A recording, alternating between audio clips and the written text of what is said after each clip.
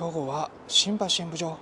に成田屋團十郎さんの新春大歌舞伎を見に来ました。皆さんこんにちは。歌舞伎 YouTuber の電脳和風です。兵庫は新橋演舞場に成田屋團十郎さんの新春大歌舞伎を見に来ました。今日昼夜見てそのレポートをお届けしますので楽しみです。それでは新橋演舞場に行ってみましょう。レッツゴー。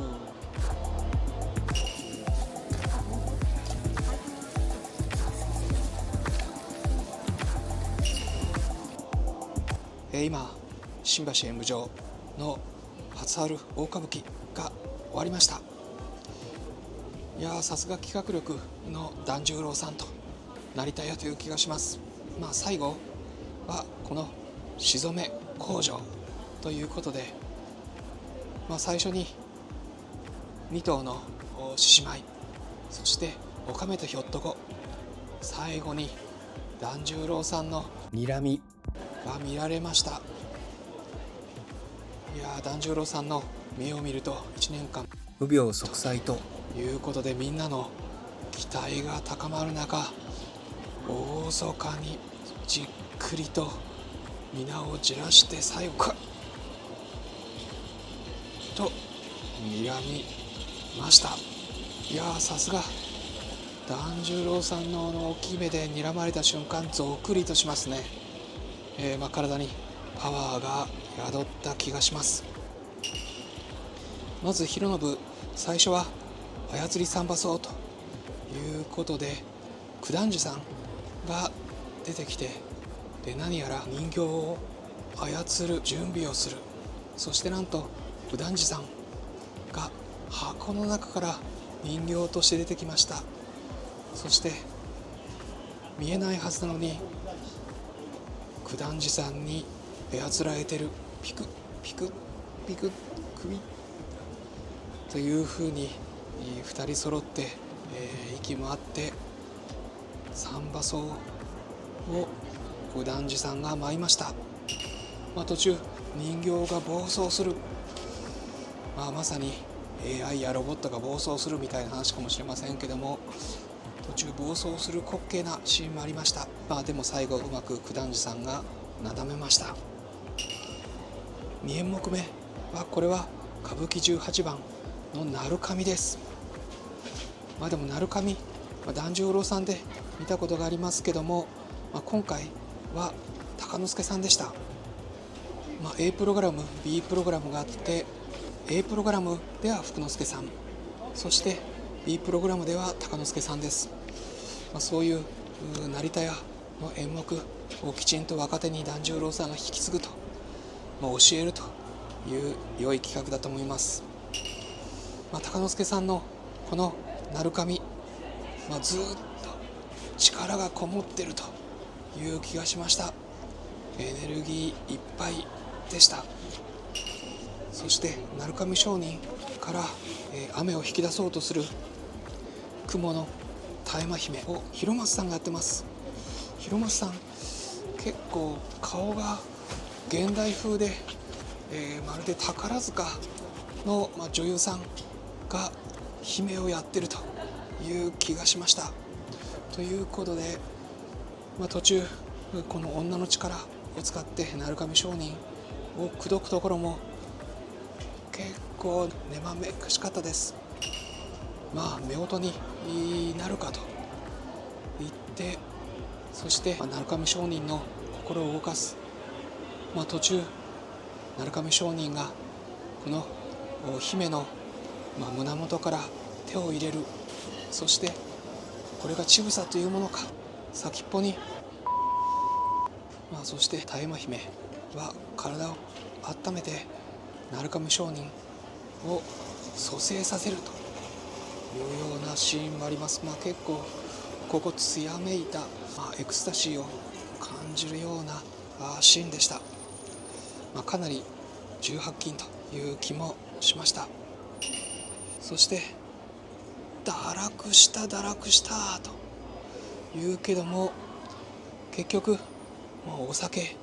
に酔う、そして姫に、竜神を閉じ込めていた縄を切切られてしまう。いやー、そして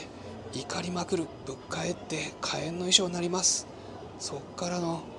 このパワー、怒りまくる。ただもう後の祭りと。いやー、ほんと広松さんの岩の上でのこのキリッとした姿、美しかったですね。そう、この鳴神、これは上手になりますけども、大薩摩の方が成田屋は演奏してます。そこもぜひお聴きください。そしていよいよ一ノ谷双葉軍記熊谷陣屋です。これは團十郎さんが熊谷直実を演じていました。いろんな人がやってる熊谷陣屋、やはり團十郎さん、声のこのハイトーンになるところがとても綺麗です。へえと思ったのは、途中、実は敦盛の首だと言って、自分の息子の首を差し出した時、そして驚く女房して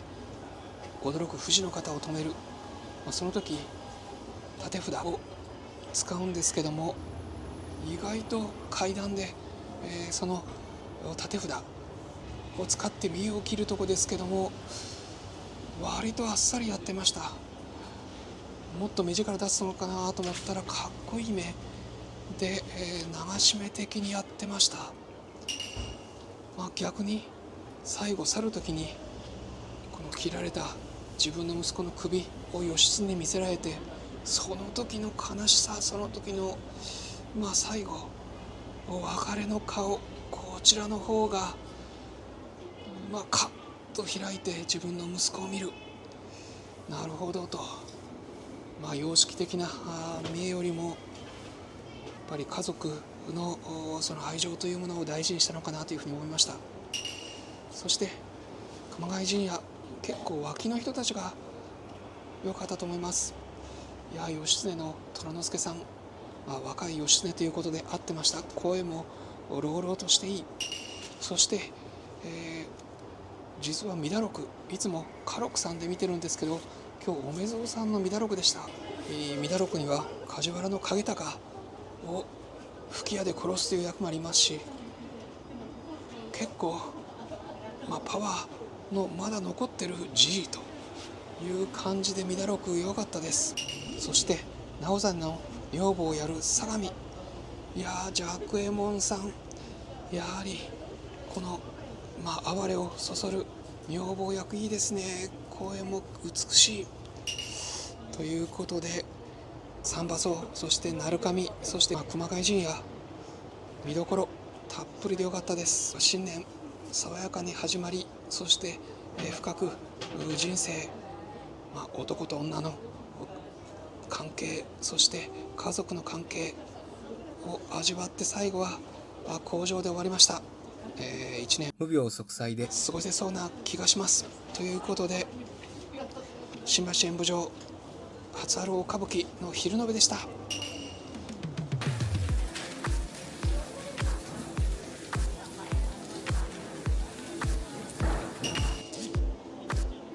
今、新橋演舞場での新春大歌舞伎の夜の部が終わりました。いやー、最後の春京鏡獅子、想定以上に素晴らしかったです。すごい迫力でした。実は11月12月とこの新橋演舞場で劇団新幹線の爆裂忠臣蔵見ました。その時には結構音楽は録音でガーンとロックを流していたんですけども、いやー、今日のこの最後春京鏡獅子の時のもうこの囃子方のもうドライブする音、そして役者さんも全部今回もちろん生声ですけども、音の聞こえ方も迫力も録音やマイクを通した爆裂忠臣蔵よりも今日のこの大歌舞伎の方が素晴らしかったです。やっぱり生音大切にしてほしいです。いや、そして春京鏡獅子、実は、去年右近さんがやってました。右近さんと眞秀くんでやってましたけども、いや今日の團十郎ファミリーもう素晴らしかったです。正直言って女方の役は右近さんの方が綺麗かなと思いましたけども、團十郎さんの女方も今日は肉々しさが全くなくて、割と清楚で、クールで女方良かったです。團十郎さんのこういう女方もできるんですね。さすがですね。そしてもちろんそこからのこの獅子のところ、これはもう團十郎さんの お手の物です。途中でぼたんちゃんとしんのすけくん、長の生として、20分も2人で踊ってましたけども、それも見せました。なんかしんのすけさんはちょっと真面目な米吉さんに顔が似てると思いました。そしてぼたんさんはこれは藤原紀香という感じでしょうか。いやしんのすけくんのこの女方の役見ましたけども、可愛らしかったです。ということでこの、春京鏡獅子がどうしても印象残りますけども、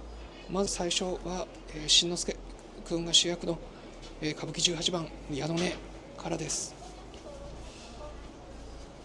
團十郎さんで見たことがありますけども、しんのすけくん幕が上がって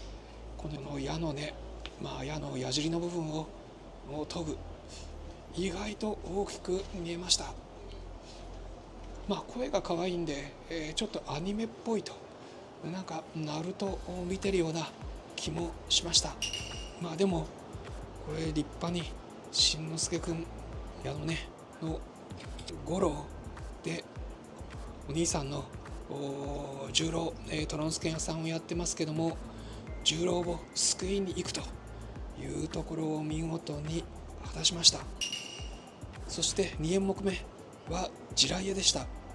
地雷屋豪傑物語、地雷屋以前これ芝さんの地雷屋を見たことがあります。物語としてはこの地雷屋がガマの妖術を身につけて、それで親の敵を討つと、更科と月影という親の敵を討つという物語でした。この地雷屋の妹ということで、ぼたんちゃんが出てくるんですけども、ぼたんちゃんが出てくるとなんか舞台がパーッと華やぎますね。演技の時もニコッとしてるんですよね。この笑顔を出せる心臓すごいです。確かにこういう女方というか、女性の女優になりますけども、こういうのはあってもいいかもしれません。なんか素晴らしい男には出せないアクセントかもしれません。いつもニコニコという感じでした。そして途中、だんまりで争うシーンがあって、途中大きなガマも出てきます。妖術も使う。でも最後は地雷屋が敵を撃とうとするけども、なんと妹のぼたんちゃんが結婚するということで、地雷屋、お金を渡すと、だから許してくれと、地雷や金は俺はいらないということで、苦しい人を助けるのがそれが世直しだと、世直しに出かけるぞということでハッピーに終わりました。そういう意味じゃやはりぼたんちゃんがいることで、この芝さんの地雷屋とは、随分趣が違うなという気がしました。こういうのも、歌舞伎の面白さだと思いました。ということで昼夜る新橋演舞場を見ました。新橋演舞場も、正月は新年新春大歌舞伎ということで、それぞれ味わいのある演目、そして歌舞伎18番も並びましたし、とてもいい時間でした。昼と夜どちらをおすすめするかと言われたら夜の方をおすすめします。ということで、今日もご覧いただいてありがとうございます。ぜひいいねもよろしくお願いします。チャンネル登録もよろしくお願いします。あとハイプをスマホのアプリ使っている方はよろしくお願いします。2月の19日には近松門左衛門の一生を描いた一条の夢と消えという本に関して柴田連三郎賞を取られた松井恵子先生に話をしていただきます。木曜日14時から世田谷文学館で行います。あと週に一遍 LINE で情報をお届けしましたので、ぜひ公式 LINE もご登録ください。ぜひ皆さん、私も新橋見た、または團十郎さん見たと、成田屋見たというぜひ情報感想をお書き込みください。ということで、今日は新春1月4日ですけども、新橋演舞場からお届けしました。今年も1年歌舞伎を一緒に楽しみましょう。それではまた。歌舞伎 YouTuber の電脳和風でした。